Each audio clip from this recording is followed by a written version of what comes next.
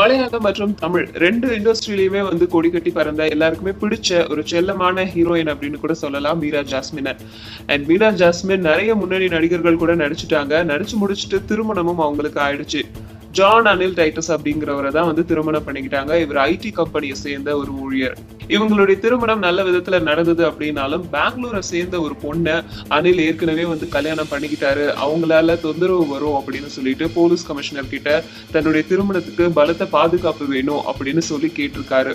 அவங்களும் அதுக்கு தகுந்த மாதிரி பாதுகாப்பும் கொடுத்திருக்காங்க. அதை தொடர்ந்து மீரா ஜாஸ்மினுக்கும் இவருக்கும் திருமணத்தை பதிவு பண்ணணும் அப்படின்னு சொல்லிட்டு திருவனந்தபுரம் ஆபீஸ்ல வந்து இவங்க அப்ளை பண்ணிருக்காங்க. ஆனா அவங்களோ இவருக்கு ஏற்கனவே திருமணம் ஆயிடுச்சு அப்படின்னு சொல்றாங்க. ஆனா இவருடைய விண்ணப்ப கடிதத்துல வந்து முதல் திருமணம் அப்படின்னு சொல்லி குறிப்பிட்டிருக்காரு.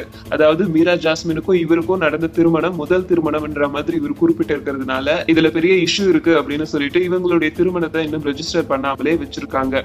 இதை தொடர்ந்து இந்த மாதிரி ஒரு புகாருக்கு நீங்க விளக்கம் தரணும் அப்படின்னு கேட்டும் மீரா ஜாஸ்மின் சைட்ல இருந்தும் சரி, அனில் சைட்ல இருந்தும் சரி எந்த ஒரு விளக்கமும் இது வரைக்கும் வரலையாம். ஆனா திருமணத்துக்கு அப்புறம் 2 பேருமே துபாயில செட்டில் ஆயிட்டு அங்கவே வந்து வசிச்சுட்டு இருக்காங்க. சோ இன்னைக்கு வரைக்கும் இதுக்கான சரியான விளக்கம் அவங்க 2 பேர் தரப்புல இருந்தும் வரல. சோ இந்த பிரச்சனையை எப்படி 2 பேருமே எதிர்கொள்றாங்க அப்படிங்கிறது தெரியல. அது